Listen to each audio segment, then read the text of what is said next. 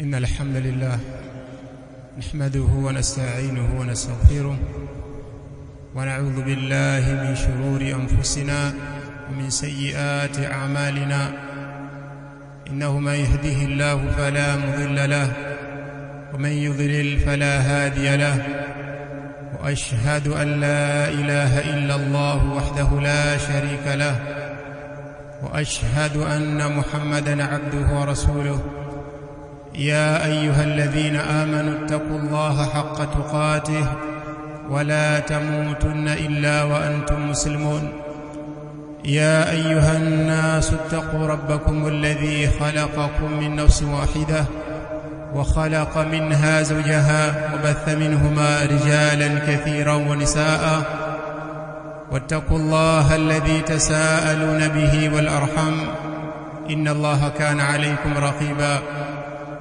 يا أيها الذين آمنوا اتقوا الله وقولوا قولا سديدا يصلح لكم أعمالكم ويغفر لكم ذنوبكم ومن يطع الله ورسوله فقد فاز فوزا عظيما أما بعد فإن أصدق الحديث كتاب الله وخير الهدي هدي محمد صلى الله عليه وسلم وشر الأمور محدثاتها فإن كل محدثة بدعة وكل بدعة ضلالة وكل ضلالة في النار أيها الناس عباد الله أوصيكم ونفسي بتقوى الله عز وجل فإنه قد فاز المتقون.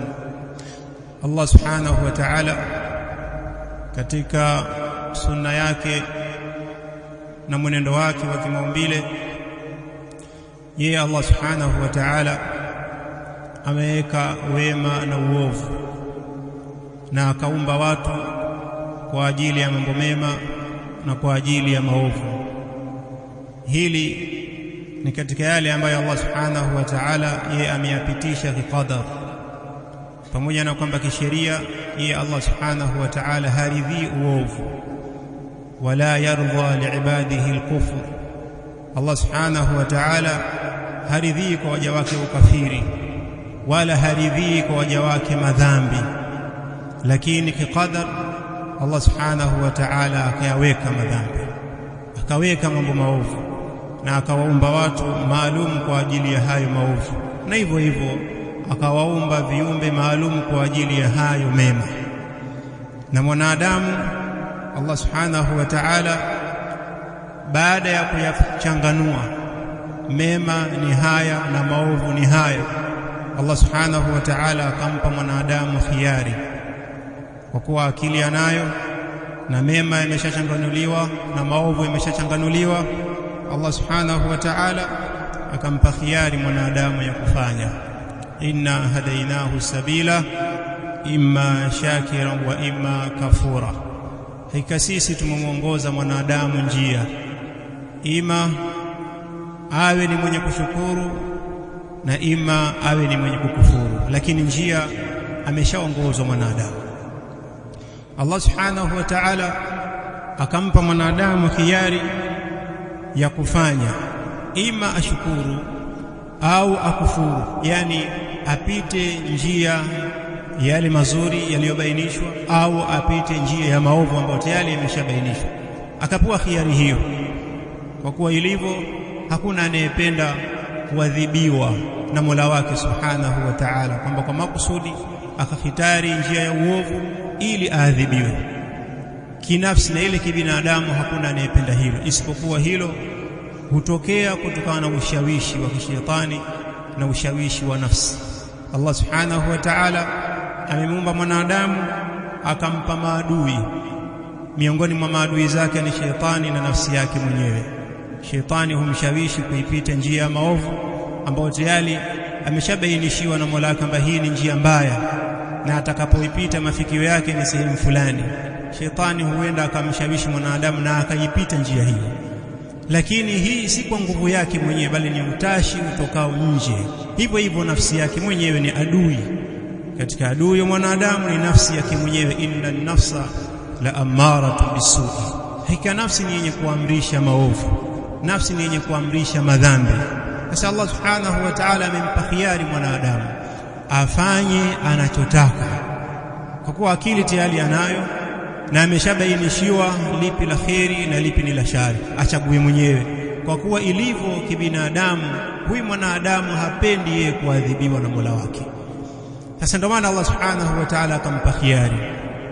Sasa kama akichagua njia ya uovu kwa ushawishi wa shetani, kwa ushawishi wa nafsi, basi atakuwa amehitari jambo baya dhidi yake. Lakini kama akiitumia akili yake vizuri na akapita katika lile ambalo Mola wake analiridhia, basi atakuwa amehitari jambo lilikuwa bora kwake yeye. Kwa hiyo Allah subhanahu wa ta'ala kimaisha akamwekea mwanadamu vipindi tofauti vya kupita, na vipindi hivyo ndani yake ndiyo kuna chumika au kunapatikana misingi ya ufaulu mwanadamu na misingi ya kupotea. Na upotevu hasa ni kwa ushawishi wa shetani au ushawishi wa nafsi yake mwenyewe mwanadamu. Mwanadamu alipo katika maisha yake hupita katika vipindi vitatu kama wanavyotaja wanawachuoni. Mwanadamu atapita katika kipindi cha madhambi. Kama hatakuwa katika kipindi cha madhambi, basi atapita katika kipindi cha mitihani. Na kama hatakuwa katika kipindi cha mitihani, basi atapita katika kipindi cha neema. Hivi ni vipindi vitatu ambavyo mwanadamu huwa anavipita katika maisha yake, na katika kila kipindi basi kuna jambo ambalo atakiwa alifanye mwanadamu, na kulifanya jambo hilo ndio ufaulu wake mbele ya Mola wake subhanahu wa ta'ala. Na kwa kutokulifanya hilo, basi atakuwa amechagua njia ya kumwangamiza, pamoja na kwamba inaweza kuwa si kwa hiari yake, ni kwa ushawishi. Na hivyo ndivyo ilivyo mara nyingi, huwa si kwa hiari yake, ni kwa ushawishi wa shetani. Ilivyo mwanadamu hupita katika kipindi cha madhambi. Kipindi cha madhambi mwanadamu atakiwa afanye toba, arejee kwa Mola wake subhanahu wa ta'ala. Na hivyo hivyo katika kipindi cha mitihani mwanadamu atakiwa afanye subra, na katika kipindi cha neema mwanadamu atakiwa amshukuru Mola wake. Kwa hiyo kutubia, kadhalika kufanya subra, kadhalika na kushukuru ni nguzo tatu za ufaulu mwanadamu. Mwanadamu anapokuwa amekusanya haya mambo matatu, yeye anapokuwa yupo katika kipindi cha madhambi, basi hurejea kwa Mola wake, hukumbuka, akaona hapa kweli nimekosea mimi, akamtaka msamaha Mola wake. Basi hii ni nguzo ya kwanza mwanadamu kufaulu, na kinyume chake ni maangamivu yake. Na mara nyingi kinyume chake huwa ni kwa ushawishi wa nafsi yake mwenyewe, hivyo hivyo na shetani.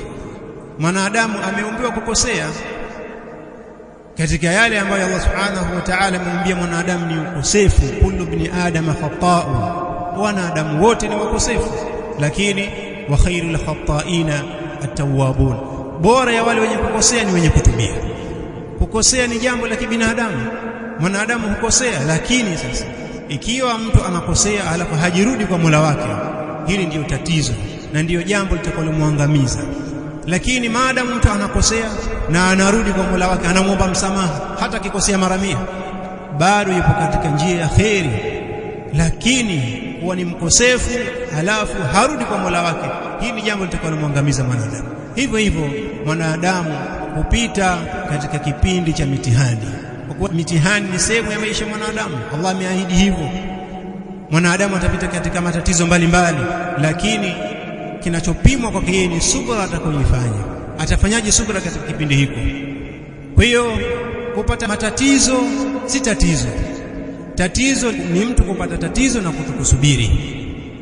Hivyo hivyo mwanadamu hupita katika kipindi cha neema, kwa kuwa katika mambo aliyoahidi Allah ni kuwaneemesha waja wake. Sasa kupata neema ni katika ahadi za Allah, ameahidi kuwaneemesha waja kwa neema mbalimbali, zile ambazo tumemuomba na ambazo hatukumuomba.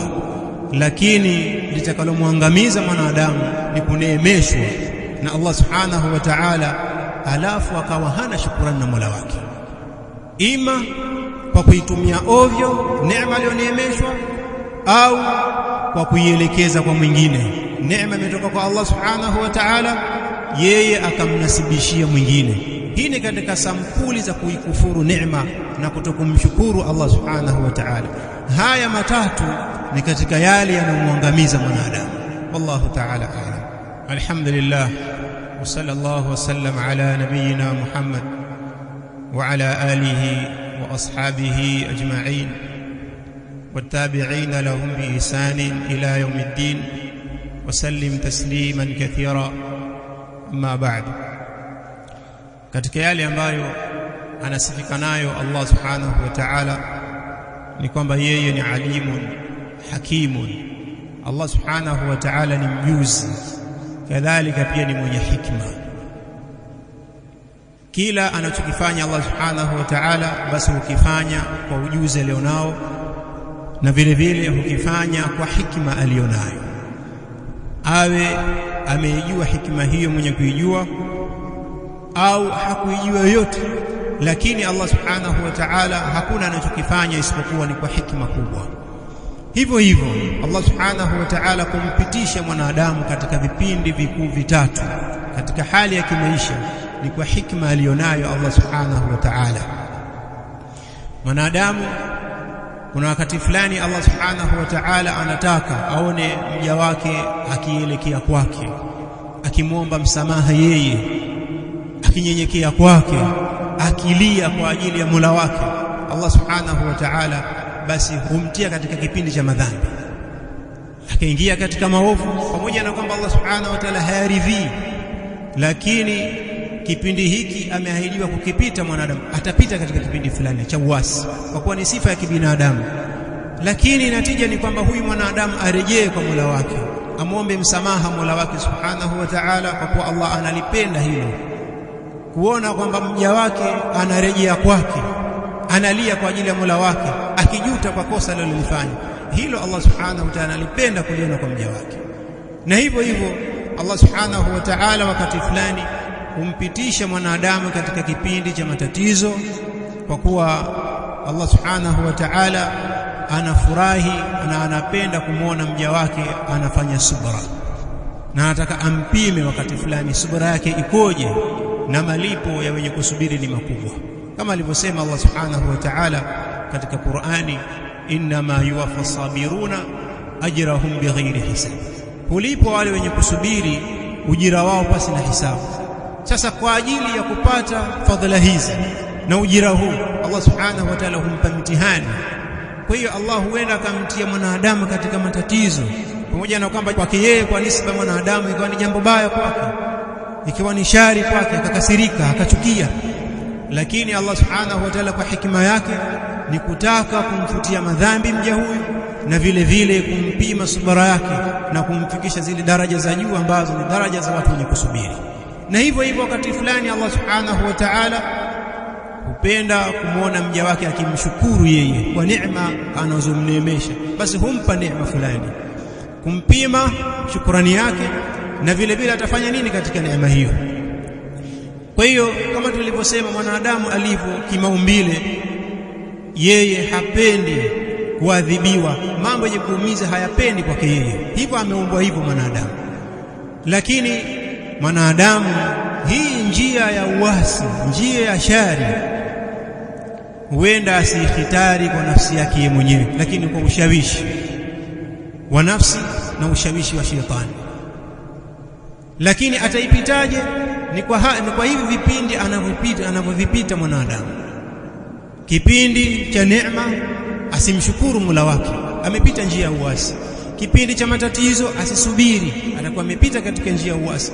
Hivyo hivyo kipindi cha madhambi asitubie kwa Mola wake, ameingia njia ya uasi, na ni katika mambo atakumwangamiza mwanadamu.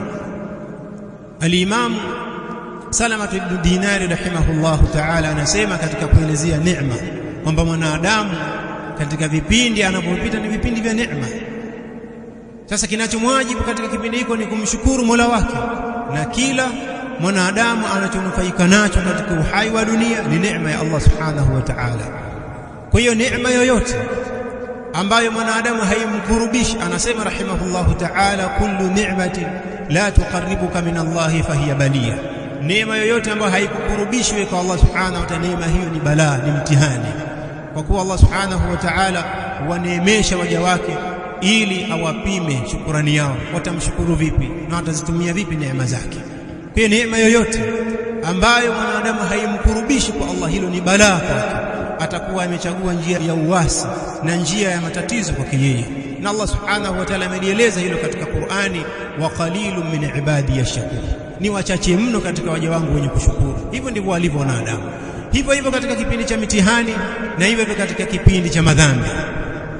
Al-Imam wa Sheikh Muhammad ibn Abdul Wahhab rahimahullahu ta'ala aliyataja haya matatu, akasema mwanadamu atakapokuwa idha utiya shakara, anapopewa ni mwenye kushukuru, wa idha btuliya sabara, na anapotahiniwa anafanya subra, anapopewa mitihani anafanya subra, wa idha adhnaba astaghfara, na anapofanya dhambi huomba msamaha. Fa inna haula'i thalathi unwanu saada, mambo haya matatu ndiyo anwani ya kufaulu mtu, na akiyakosa haya basi mwanadamu amepita njia ya maangamivu. Akiwa yeye akifanya dhambi hatubu, akipewa mtihani hasubiri, akipewa neema hashukuru, mambo haya matatu ni mwenye kumwangamiza mwanadamu. Kwa hiyo katika mambo ya muhimu ya kuyachunga si katika uhai wa dunia ni hivi vipindi tunavyovipita. Allah subhanahu wa ta'ala ametuwekea vipindi vitatu vikuu, mwanadamu hana budi kuvipita vipindi hivyo. Ima ni kipindi cha madhambi, kwa kuwa mwanadamu ameumba kuwa ni muasi, ni jambo la kimaumbile. Tatizo ni kuwa wewe hurejei kwa Mola wako. Hii ni njia itakayomwangamiza mwanadamu. Kadhalika Allah amemkadiria mwanadamu kupita katika kipindi cha matatizo. Matatizo ni mambo ya kimaumbile. Kupata matatizo si tatizo, tatizo ni kutokusubiri, ni katika mambo tukamwangamiza mwanadamu. Hivyo mwanadamu hupita katika vipindi vya an-ni'am, kuneemeshwa na Mola wake. Kuneemeshwa ni jambo lipi, lakini tatizo ni mtu kutokushukuru. Neema zinamwagika kwake, hashukuru, na kila mtu anachonufaika nacho katika uhai wa dunia ni neema ya Allah. Mtu atakiwa atizame anamshukuru vipi Mola wake katika hicho alichomneemesha. Allahumma inna nas'aluka ridhaka wal janna wa na'udhu bika min sakhatika wan nar. Rabbana atina fid dunya hasana wa fil akhirati hasana wa qina adhaban nar. Sallallahu sallama ala nabiyyina Muhammad wa ala alihi wa sahbihi ajma'in.